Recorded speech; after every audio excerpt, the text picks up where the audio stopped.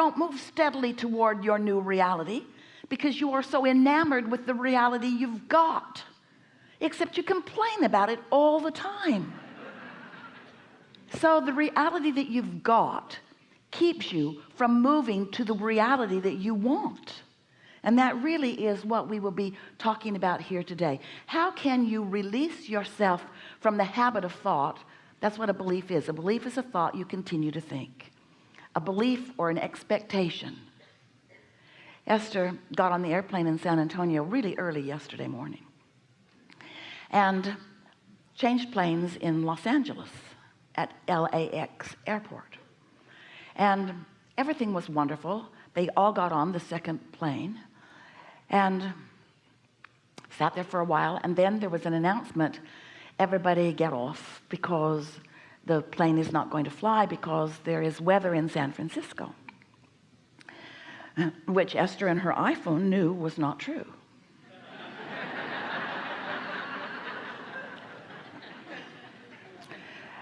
So they got off, and now Esther is flying early enough that she knows that no matter what the airline decides to do, she can get in a car and drive here. It's within her ability to do that. So she was at ease knowing that she was not going to miss all of you. But as she sat there, there was a woman really quite animated who was talking with the gate agent with clarity and a loud voice, and sadly she reminded Esther of herself, because she wasn't just going to take at face value what they were saying. And as Esther listened to her, what she said made sense, even though it clashed with Esther's desire.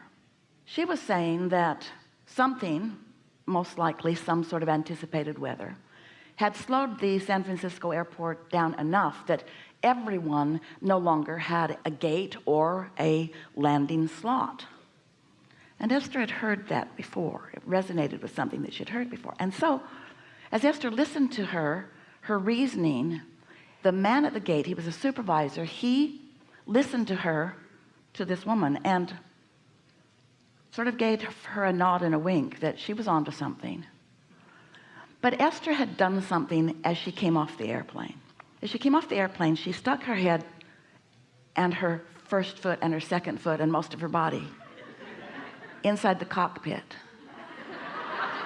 And she said to the pilots, if you really needed to be somewhere today, would you wait for this plane or would you rent a car and drive it? Would you?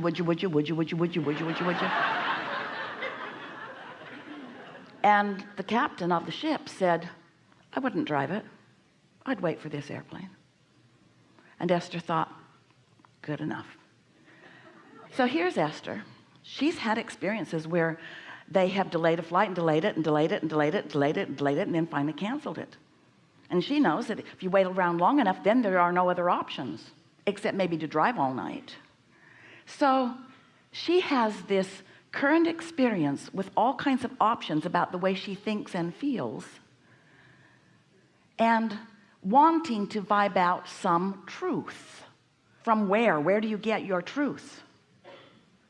So now she's standing at the ticket counter, and there's another woman asking the agent there, can I fly into Oakland? And that woman said, all flights to Oakland are full. And as Esther was watching her face, she knew that wasn't true. Something about the way the woman was pretending to look at the screen. And so that woman went off. She had her carry-on. She went off to Alaska Airlines. And Esther thought, well, that's that, but I believe in my captain, and I'm just going to sit here. Now this woman who was animated, she's still going on and on and on and on and on about how this plane's not going to fly. She's seen it so many times.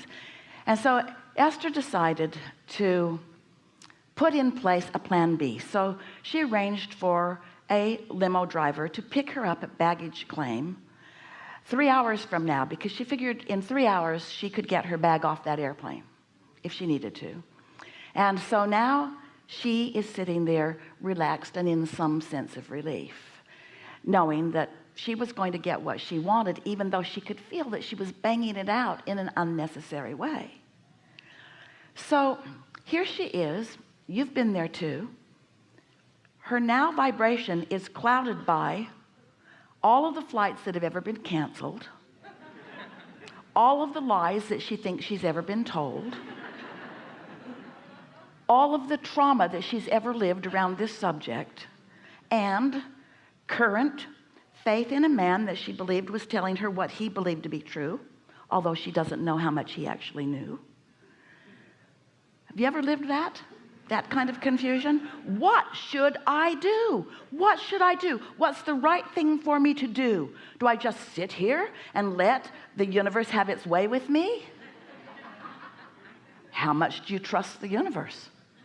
How much do you trust that the universe has your back? How much do you know that things are always working out for you?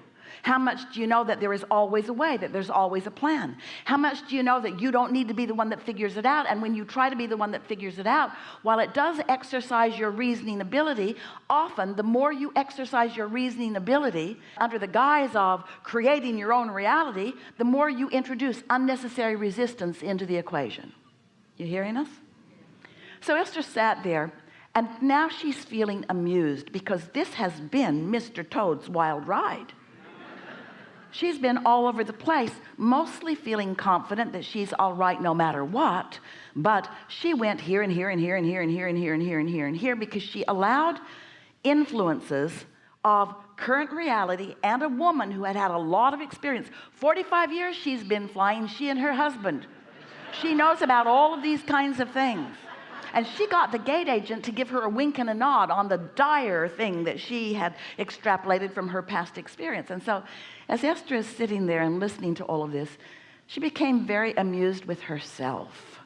And she thought, wouldn't it be just a really funny thing if that time that they put up there was the time that we all just got on and flew off to San Francisco, which it was.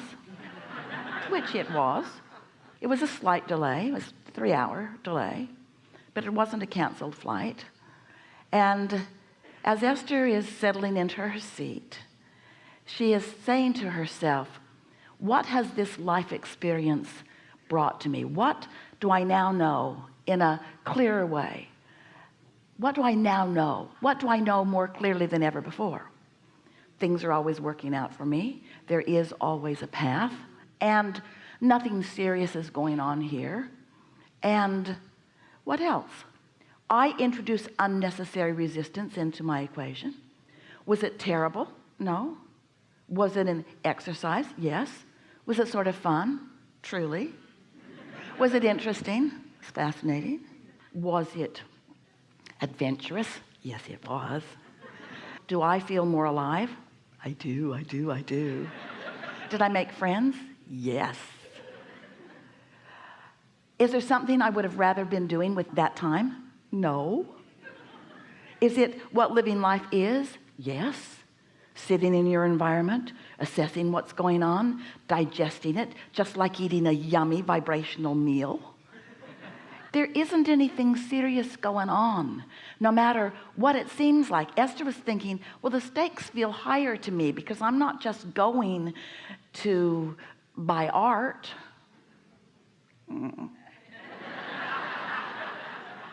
I'm going for something really that feels important to me.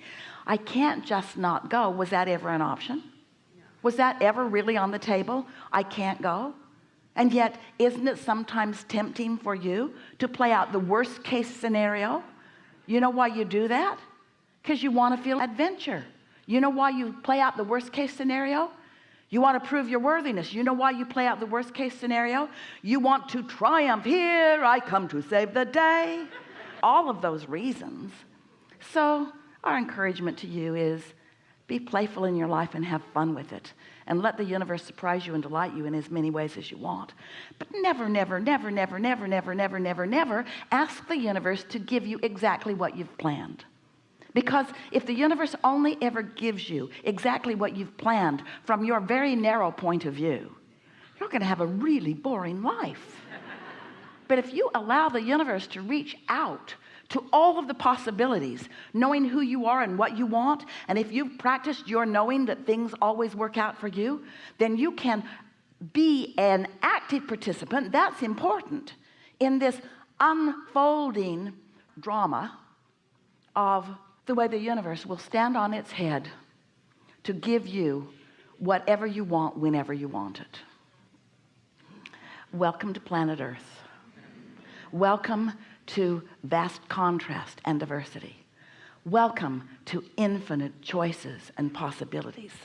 Welcome to the enlivenment of you.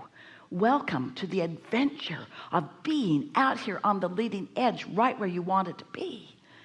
And never ever ask for the mundane, expected, everything on schedule, always just the way you wrote it in your book, because that will bore you to death. We've enjoyed this interaction immensely. There was a lot in there for you. What do you want to talk about?